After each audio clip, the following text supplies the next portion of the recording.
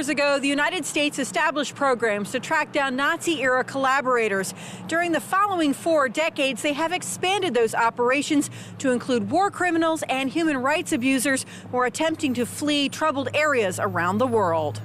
Of the estimated 1 million refugees living in the United States, the Immigration and Customs Enforcement Agency tries to identify those who have falsified their documents to evade capture for crimes against humanity. Our agency is responsible for ensuring the perpetrators of war crimes, genocide, torture, and other gross human rights abusers do not evade justice and accountability for their crimes by hiding in the United States. Our work in this area has gone on for decades. It started in the 1970s under the former Immigration and Naturalization Service with our partners in the DOJ Office of Special Investigations, who investigated human rights abusers stemming from the Nazi era at the end of World War II. Today, the department is learning lessons from hunting Nazis and applying them to those accused of committing atrocities in trouble spots in parts of Africa and South America. Racism is an invitation to genocide.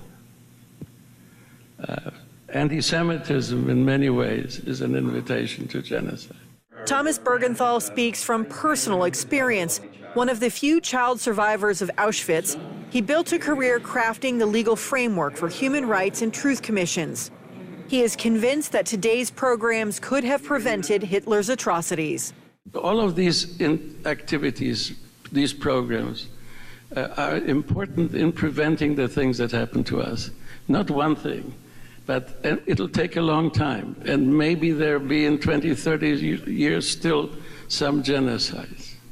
But there'll be fewer and fewer over time. The most famous recent case completed by Immigrations and Customs Enforcement was the extradition of John Demjanjuk to Germany in 2009 to face more than 28,000 counts of being an accessory to murder as a guard at concentration camps in Poland.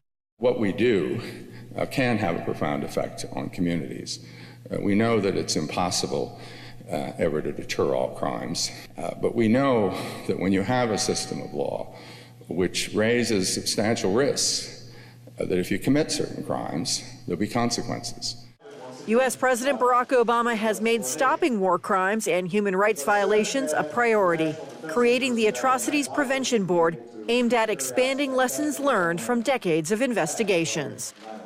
Since its adoption 65 years ago, 144 countries have signed the United Nations Convention to Prevent Genocide.